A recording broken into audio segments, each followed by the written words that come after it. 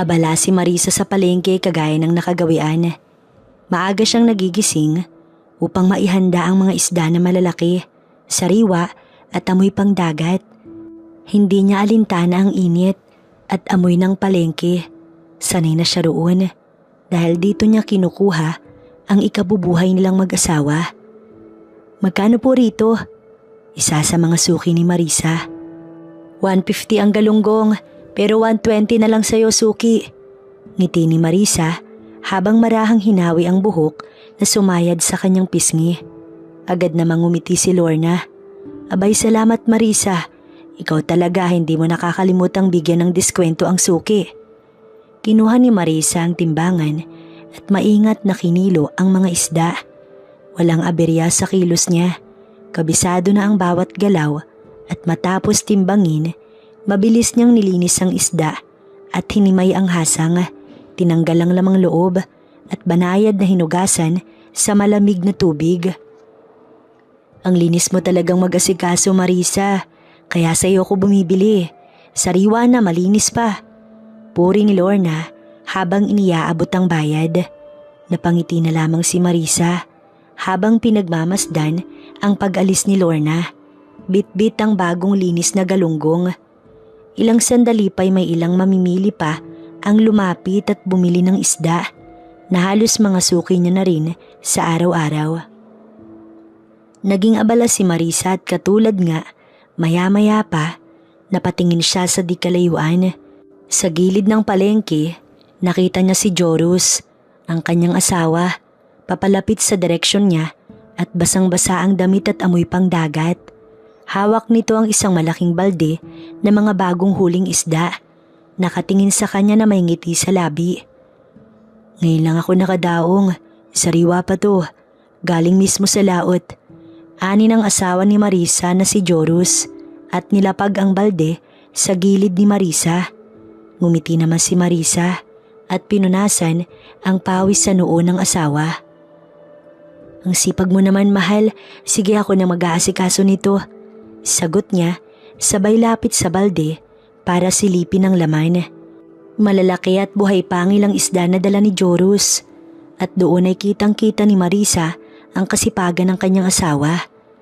Habang pinupunasan ni Marisa ang noo ng mahal na asawa, doon ay ilang kantsaw pa ang narinig nila sa mga kaibigan na nagtitinda rin sa palengke. Kaya naman napailing na lamang si Marisa at ngumiti. Maraming nagsasabi sa palengke na tila ba, ginagayuma lamang ni Joros si Marisa sa tuwing makikita sila ng mga tao sa kanilang paligid. Naka-apron man at amoy isda, hindi pa rin maitatanggi ang taglay na ganda ni Marisa. Maputit makinis ang balat, siksik at bilugan ang bagay na iyon sa kanya na hindi maitatago. Sayang yan kay Joros. Bulong ng ilang mga kalalakihan na lihim na may pagtingin kay Marisa. Kung ako na pangasawa niyan, siguro araw-araw kong hindi uuwi ng dagat. Dagdag pa ng isa, sabay tawa ng napakabastos. Rinig iyon ni Marisa. Ang mga bulungan ng mga kalalakihan sa palengke, ang mga mapanuksong tawa at komento na tila binabastos siya sa harap ng lahat. Pero si Joros, abalang inaayos ang isda sa balde at hindi iyon narinig. Ayaw na rin patulan ni Marisa.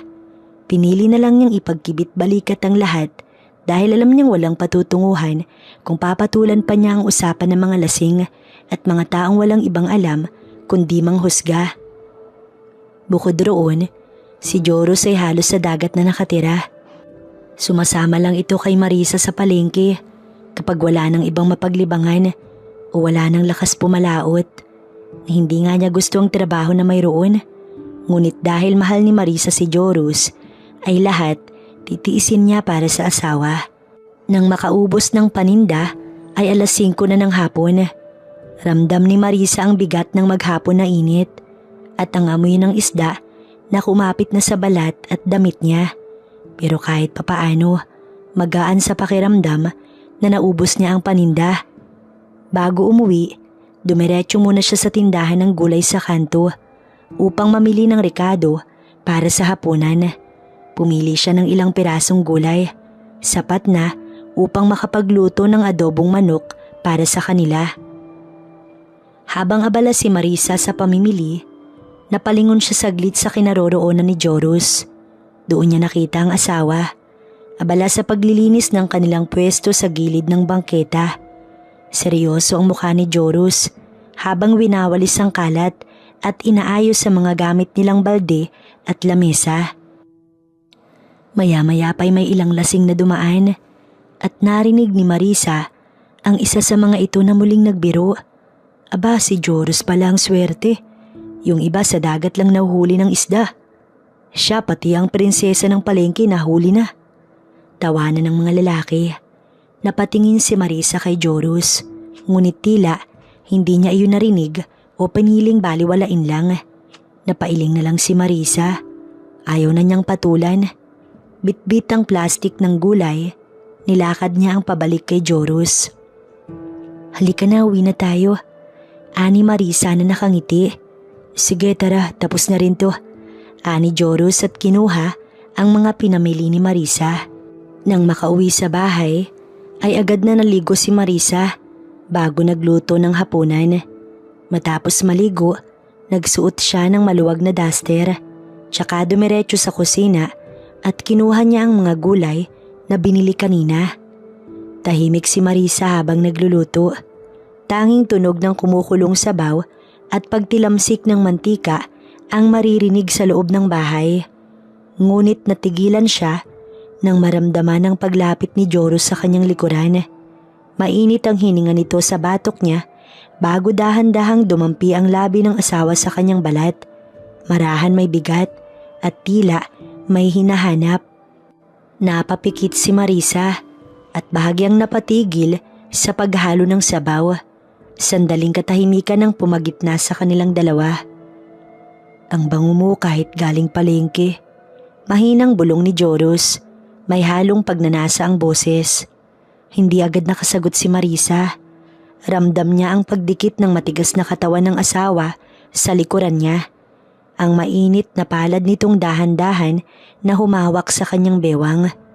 Hindi na nakapagpigil pa si Marisa at humarap kay Joros. Agad siyang hinalikan ni Joros. Mariin at mapusok na parang uhaw na matagal nang hindi nakainom. Ramdam ni Marisa ang muling paggapang ng kamay ni Joros sa kanyang braso. Miss na kita. Bulong ni Joros sa pagitan ng halik at paghabol ng hininga. Hindi sumagot si Marisa. Sa halip, muling siniil ng halik ang asawa. At doon sa gabing malamig ay bumalot kina Marisa at Joros ang init na dala ng bawat isa. Nang sumapit naman ang umaga ay katulad nga, madaling araw pa lamang wala na si Joros. Si Marisa naman ay naligo at inayos ang sarili upang muling magtungo sa palengke. Pagkatapos maligo, nagsuklay siya ng maayos, nagpolbo ng kaunti at sinuot ang pinakapaborito niyang duster na kulay asul, hapit sa bewang at lalong nagpapatingkad sa kanyang mabuting balat at hubog ng katawan. Bitbit ang baldet paninda, muli si Marisa na lumakad papunta sa palengke. Doon sa lugar na kahit amoy isda at putik, alam niyang doon nagsisimula't nagtatapos ang bawat araw niya. Inabala ni Marisa sa pag-aayos ng isda ang sarili. Ngunit napatigil siya nang isang pamilyar na bulto ng lalaki ang huminto sa kanyang tindahan at pamilyar na boses ang nagtanong sa kanya. Magkano sa bangus? Nanlaki ang mata ni Marisa. Para siyang binuhusan ng malamig na tubig. Napatigil sa kilos niya at napako ang tingin sa isdang hawak. Dahan-dahan siyang tumingala at doon niya nakita ang lalaking hindi niya akalaing babalik pa sa kanyang buhay. Si Rodel. Nakatayo ito sa harap niya at nakangiti. 120. Wika ni Marisa. Kamusta ka na? Balita ko may asawa ka na. Suki ka ba? O balita lang ang pakay mo rito? Ani Maris na nagkunwaring walang epekto si Rodel. Ngumiti si Rodel, yung ngiting pamilyar na pamilyar kay Marisa na mapang-akit at mapangtukso. Bakit? Bawal na ba akong bumili sa'yo, Marisa? Hindi naman. Pera-pera lang naman to, Rodel. Kung bibili ka, pumili ka na. Sagot ni Marisa, sabay balik ng tingin sa mga isda. Magkita tayo sa likod ng palengke mamaya. Walang tao doon, kaya't walang makakakita sa'yo. Walang alinlangang sabi ni Rodel at tila ba parang alam niyang hindi siya kayang tanggihan ni Marisa. At bago pa siya makasagot o makapagsalita, tumalikod na si Rodel at mabilis na naglakad. Hindi alam ni Marisa, ngunit nang makakuha ng tamang oras ay agad siyang nagtungo sa likod ng palengke. Tila ba hindi siya nagsisi sa desisyon niyang puntahan roon si Rodel. Habang naglalakad siya sa makipot na eskinita papunta roon, dama ni Marisa ang bilis ng tibok ng kanyang puso. Para bang may inaasahan at parang may kinatatakutan, pero sa bawat hakbang niya, hindi niya maramdaman ang pagsisisi. Sa halip, tila ba may kakaibang kuryenteng gumagapang sa katawan niya na matagal na niyang hindi nararamdaman. Pagdating ni Marisa sa likod ng palengke, saglit siyang luminga. Wala ngang tao. Tahimik na ang tanging naririnig lang niya ay ang mahihinang lagaslas ng tubig mula sa mga drainage at mga pagaspas ng hangin. At doon mula sa likod ng isang lumang pader, lumitaw si Rodel, nakatayo na may ngiti sa labi at halatang kanina pa siya hinihintay. Akala ko hindi ka na darating. Ani Rodel, mababa ang tono, puno ng pangungulila. Hindi nagsalita si Marisa at lumapit, ngunit nang isang dipa na lamang ang layo nila ni Rodel, agad siyang hinawakan ni Rodel sa batok at mahigpit, mariin at puno ng pananabik. Hinila siya palapit at bago pa siya makapalag, siniil na siya agad sa labi at sa halip na tumutol, gumanti siya ng halik. Mahigpit ang pagkakayakap ni Rodel sa kanya. Habang ang kamay nito'y gumagapang mula sa batok pababa sa kanyang bewang at hinahanap ang init na matagal na nitong pinangarap na muling maramdaman. Namiss kita Marisa, bulong ni Rodel sa pagitan ng halik, pero sa halip na sumagot, lalo lamang idiniin ni Marisa ang sarili kay Rodel. Hindi niya na iniisip si Joros, hindi niya na iniisip ang kasalanang maaari niyang magawa. Muling siniil ni Rodel ang labi ni Marisa. Totoo ba ang muling pagkikita nila o panaginip lang? Tanong ni Marisa sa sarili. Ang tagal kong hinintay to Marisa. Akala ko hindi na kita makikita. Bulong muli ni Rodel at ang labi nito halos dumikit na sa balat ni Marisa. Napakagat labi si Marisa at saglit na napapikit habang mahigpit ang pagkakayakap niya kay Rodel. Ako rin Rodel, ako rin. Sa wakas ay namutawi sa kanyang labi, kasabay ng pag-agos ng matagal niya ng pinipigilang emosyon. Ngunit napawi ang matinding kasabikan nang biglang may dumaan na mga bata sa eskinita na nagtatawanan at naguunahan habang naglalaro ng tansan at patintero sa makipot na daan. Parang binuhusan ng malamig na tubig si Marisa. Agad siyang kumalas sa pagkakayakap ni Rodel at mabilis na lumayo. Inilayo ang sarili sa lalaki na halos mabuyang-yang na ang kanyang suot na duster sa pagkakahila ni Rodel kanina. Kaya mabilis niya itong inayos at pinunasan ng basang labi. Pilit na pinakalma ang sarili. Napamura si Rodel sa isip. Kita sa mga mata ang inis na naudlot ang pagnanasa nito kay Marisa. Buwisit na mga bata, istorbo. Bulong ni Rodel, pilit pa ring hinahabol ang hininga. Hindi nakatingin si Marisa kay Rodel. Nakatuon lang ang mata niya sa lupa na parang nahimasmasan sa lahat ng nangyari at mabilis niyang inangat ang ulo at tumitig kay Rodel na may halong kaba, takot at pagkakasala sa mga mata niya. Umalis ka na Rodel, baka may makakita pa. Mahina pero mariin ang boses ni Marisa. Ngumisi si Rodel, baka sa muka ang pagkadismaya. Pero alam niyang wala na siyang magagawa. Hindi pa tayo tapos Marisa. Pupuntahan kita mamaya at ipakikilala mo ko bilang kaibigan sa asawa mo. Gulat man, walang nagawa si Marisa. Mamayang gabi hintayin mo ko. Huling sambit ni Rodel, tsaka siya tuluyang tumalikod at naglakad palayo. Agad na bumalik si Marisa sa kanyang pwesto at pilit pinapakalma ang sarili. Pero ramdam pa rin niya ang mabilis na tibok ng kanyang dibdib. Pagkarating niya sa tindahan, agad niyang napansin si Joros na nakaupo sa maliit na bangkito. Siya na ang tumatao sa kanilang pwesto at abala sa pag-aayos ng mga natitirang isda. Napatingin si Joros kay Marisa at ngumiti. "Usan ka ba pumunta? Akala ko iniwan mo na tong tinda mo." Pilit ngumiti si Marisa, kahit paramdam niyang nanginginig pa ang tuhod niya sa kaba at bigat ng konsensya. May binili lang akong pagkain. Nagutom kasi ako eh." Pagdadahilan niya habang mabilis na inabot ang tabo at nagkunwaring nagbanlaw ng mga isda. Hindi na nagsalita si Joros at ngumiti lang ulit at nagpatuloy sa pag-aayos. Hindi nito na malayang pinanonood siya ni Marisa habang nilalamon ng matinding konsensya. Nagtungo si Marisa sa bilihan ng karne at alak. Pagkalabas ni Marisa sa bilihan ng karne, dala ang isang supot ng baboy at isang bote ng alak. Dama niya ang mabilis na tibok ng kanyang puso. Hindi man niya aminin, ay may kung anong pananabik ang gumagapang sa kanya. Isang pakiramdam na matagal niya nang hindi nararamdaman kahit pakasama niya si Joros.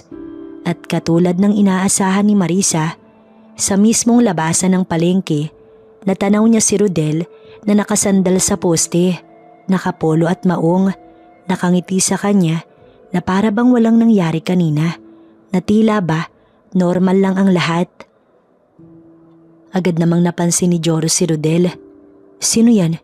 tanong nito habang nilingon si Marisa. Bago pa man makapagsalita si Marisa, mabilis na lumapit si Rodel at inabot ang kamay kay Joros. "Ako nga pala si Rodel, dating kaibigan ni Marisa. Nagkita lang kami kanina sa palengke, napadaan ako." Nagulat man si Joros, agad din itong umiti at tinanggap ang kamay ni Rodel. Ganun ba? Ako nga pala si Joros, asawa ni Marisa." "Oo, alam ko. Ang swerte mo sa asawa mo, pare." Ani Rodel na mainggiting may laman, sabay sulyap kay Marisa. "Tamang inuman lang sana kung okay lang. Nagdala nga pala ako ng pulutan, baka pwede akong sumabay sa inyo." Dagdag ni Rodel. Napakamot sa batok si Joros, pero dahil sa dala nitong pulutan at alak, wala na rin itong nagawa pa. "Ayos, tara. Saktong may alak din si Marisa." Nagsimula ang inuman sa bahay at habang abala sa tawanan ng dalawa ay panay ang sulyap ni Rodel kay Marisa. Sa kaba ay pumasok na lamang si Marisa sa loob ng kanyang silid matapos maligo. Ngunit ilang oras na yata ay halos marinig ni Marisa ang isang katok mula sa pinto. Mabilis na kinabahan si Marisa nang marinig ang mahinang katok sa kanilang pintuan. Napatigil siya sa pag-aayos ng sarili sa harap ng maliit na salamin. Halos hindi na siya makahinga sa bigat ng kanyang dibdib. Dahan-dahan siyang lumapit sa pinto at tinangat ang kamay niya saglit na nag-aalinlangan bago binuksan iyon ng kaunti. Sapat lang para makita kung sino ang nasa labas. At doon niya nakita si Rodel. Nakangiti ito pero halatang may tama na sa nainom. Mapupungay ang mga mata at may bakas na kakaiba sa mukha nito. "Marisa, pwede ba kitang makausap kahit sandali lang?" Mahina at may halong panunukso ang boses ni Rodel. Napatingin si Marisa sa likod ni Rodel at hinanap kung nasaan si Joros, pero wala siyang narinig na ingay.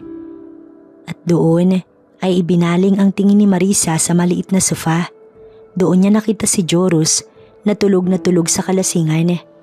"Pwede na, tulog na ang asawa mo." Unti-unting ni Marisa niluwagan ng pinto at doon ay pumasok si Rodel. Hinawakan ng kanyang pisngi at niyapos ng halik. Nalasahan man ni Marisa ang alak sa labi ni Rodel, hindi niya iyon inalintana. Sa halip, pumikit siya at hinayaan ng sarili na malunod sa bawat dampi ng halik nito sa labi, sa pisngi at kung saan-saan pa. Ang bawat halik ni Rodel ay tila ba nag-aalis ng lahat ng pagkakasala at takot na kanina lang nagpapabigat sa dibdib ni Marisa. Wala na siyang naririnig, kundi ang mabilis nilang paghinga at ang pintig ng sarili niyang puso. Halos hindi maramdaman ni Marisa ang pagod sa katawan. na para bang lahat ng takot at alinlangan ay naglaho sa bawat paglapit niya kay Rodel. Sa bawat paglabas ng ingay sa kanyang lalamunan ay ramdam niya ang matinding kasiyahan na hindi niya maaaring itanggi sa sarili. Mahigpit ang pagkakahawak ni Rodel kay Marisa. Habang nakatitig sa kanya na para bang siya lang ang tanging babae sa mundo sa mga sandaling yun. "Marisa, namiss kita ng sobra," bulong ni Rodel, puno ng pagnanasa. Napapikit na lang si Marisa at pinipigilang mapaluha. Hindi niya alam kung sa saya o sa bigat ng kasalanan ng dahilan. Sa isip niya, nasa baba lang si Joros, tulog at walang malay sa ginagawa ng sariling asawa sa itaas ng kanilang kwarto. Pero sa bawat halik, sa bawat ingay, ay mas lalong nakakaramdam ng init si Marisa sa gabing yun. Sa pagitan ng saya at kasalanan, tuluyan ang bumigay si Marisa at nilamon na ng init. Nang ilang sandali pa, hindi niya na malaman kung saan ibabaling ang kanyang ulo. Hindi alam kung saan kakapit. Halos masira nila ang kama. At ilang sandali pa nga, tuluyan nga nilang narating ang dulo. Pawisan at lupaypay ang kanilang mga katawan ng matapos. At doon na nga, hindi na talaga napigilan ni Marisa. Tuluyan na siyang nalunod sa kasalanan. Kasalanan na alam niyang hindi niya pagsisisihan dahil na-miss niyang talaga si Rodel.